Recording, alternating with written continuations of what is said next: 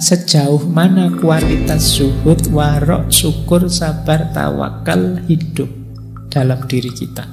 Jadi saya yakin ada, ya saya tidak tahu berapa persen. Mungkin ada yang masih wujudnya sudah agak besar, mungkin ada yang kecil sekali, mungkin ada yang tidak kelihatan. Mungkin dalam diri kita kezuhudan itu, kewarokan itu, rasa syukur, sabar, tawakal. Kalau hidup semua dan fungsional, hidupmu akan tenang.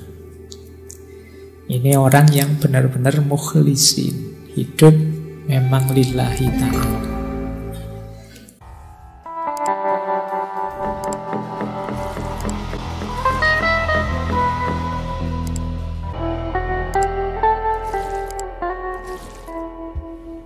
Assalamualaikum warahmatullahi wabarakatuh. Baik, bismillah, kita mulai belajar kita. Baik, bismillah. Saya awali dari definisi dulu, biar lebih paham. Kata ikhlas artinya bersih, murni, jernih. Ikhlas ini beda dengan sofa. Kalau sofa itu bersih yang memang aslinya bersih. Jadi misalnya ada air putih bersih, jernih, itu namanya sofa. Tapi kok air ini sudah tercampur apa? Kemudian kita pisahkan campurannya dan dia kembali bersih, itu ikhlas namanya. Jadi kata dasar ikhlas itu berarti maknanya adalah bersih, jernih setelah sebelumnya dia terkontaminasi atau terkotori. Termasuk ketika ikhlas ini dikaitkan dengan bersihnya hati. Jadi berarti nanti kalau pakai definisi kata-kata tadi, ikhlas itu berarti bersihnya hati dari apapun selain Allah. Kok ada yang selain Allah masuk dalam batin kita? Nah, saatnya kita bersihkan. Setelah bersih, disitulah maka namanya ikhlas. Ini nanti bisa kalian pakai sebagai argumen kenapa sih surat Al-Ikhlas itu tidak ada satupun kata-kata ikhlasnya, tapi disebut Al-Ikhlas. Karena dalam surat Al-Ikhlas itu sangat ditegaskan kebersihan jiwa kita dari apapun selain Allah. Jadi Qul huwallahu ahad, Allahus somad. Allah lah satu-satunya tempat bergantung. Jadi makanya suratnya disebut surat Al-Ikhlas. Fokus hanya pada Allah saja yang ada. Meskipun kalau dalam bahasa Indonesia kan ikhlas itu kemudian agak geser maknanya. Ikhlas itu artinya merelakan, melepaskan, itu ikhlas. Jadi kalau misalnya barangmu hilang, sepedamu hilang, terus orang bilang ikhlaskan saja. Nah, ini kalau dalam bahasa Indonesia ya tidak apa-apa, makna itu kan sesuai yang disepakati. Jadi kalau di Indonesia kata ikhlas agak berbeda konotasinya. Makanya kalau ada yang tanya, orang bilang mari kita ikhlas, ini ikhlas versi bahasa Indonesia atau versi bahasa Arab? Kalau versi bahasa Arab hubungannya dengan jernihnya jiwa. Kalau versi bahasa Indonesia hubungannya dengan merelakan. Baik, definisi istilahnya yang disepakati. Kata Imam Ghazali, ikhlas itu adalah apa yang ada dalam tujuan amal murni untuk mendekatkan diri pada Allah saja. Jadi ikhlas itu tujuan. Kita melakukan sesuatu yang tujuannya Allah saja, tidak ada yang lain. Tidak ada keuntungan apapun yang kita inginkan selain ridhonya Allah saja, itulah ikhlas. Ada banyak definisi para ulama, tidak saya bawa semua. Intinya maksudnya sama. Jadi kita beramal, berorientasi dalam beragama itu hanya Allah saja. Jadi memang tujuan kita Allah saja. Kok ada tujuan? Lah berarti tidak mikir dunia sama sekali. Dunia difikirkan, diolah, dikelola, kita hidup di dalamnya dalam rangka menuju Allah. Semuanya kita jadikan kendaraan menuju Allah. Nah, berarti saya tidak kerja, Pak. Ya kerja, cuma kerja dan hasilnya dipakai untuk mendekat pada Allah. Berarti saya tidak perlu belajar ilmu ini, ilmu itu, atau Pak, ilmunya tetap ilmu ikhlas saja. Ya enggak, ya tetap belajar apapun yang kamu butuhkan, kamu perlukan, tapi nanti jadi kendaraanmu untuk tambah dekat pada Allah. Jadi ini orang yang ikhlas. Intinya ikhlas ini jadi sesuatu yang kunci dalam beragama. Kita lihat sekarang komponennya. Kelihatannya sederhana, cuma lillahi ta'ala. Tapi ya implementasinya tidak sesederhana definisinya. Orang ikhlas itu pasti dalam dirinya ada 5 karakter itu. Zuhud, warok, syukur, sabar, dan tawakal.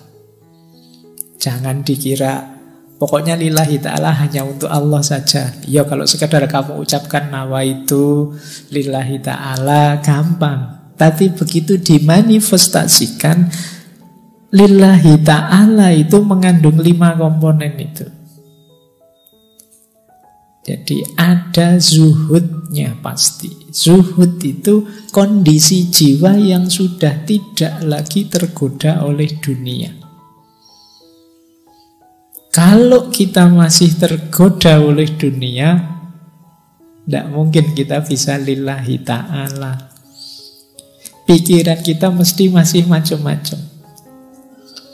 Jadi kalau ditanya lillahi ta'ala, Mas, lillahi ta'ala kok saya karena Allah. Nanti begitu nilainya jatuh, wah kurang ajar, saya sudah.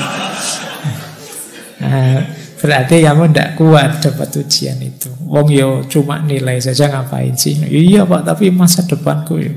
Nah, jadi tidak mungkin kalau jiwa tidak zuhud itu sulit untuk lillahi ta'ala. Karena dunia masih mudah menggodamu. Yang kedua warok. Warok itu kemampuanmu mengendalikan diri. Sehingga tidak mudah terjatuh pada perbuatan dosa dan maksiat. Orang namanya wirai. Jadi misalnya, wah saya kalau datang ke sana ini nanti mesti diajak macam-macam sama temanku, nolaknya tidak enak. Sudahlah saya tidak usah datang saja. Ini kemampuan mengendalikan diri.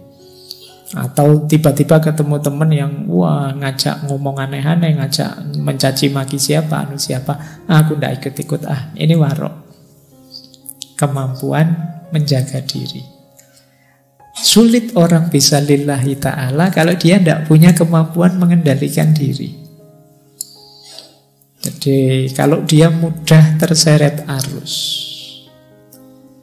Karena kita dituntut untuk fokus terus perjalanan kita menuju Allah terus. Kalau kita mudah terseret arus, ya rutenya bisa berubah. Harusnya menuju Allah itu bisa sampai mana-mana. Nah, ini karakter kedua.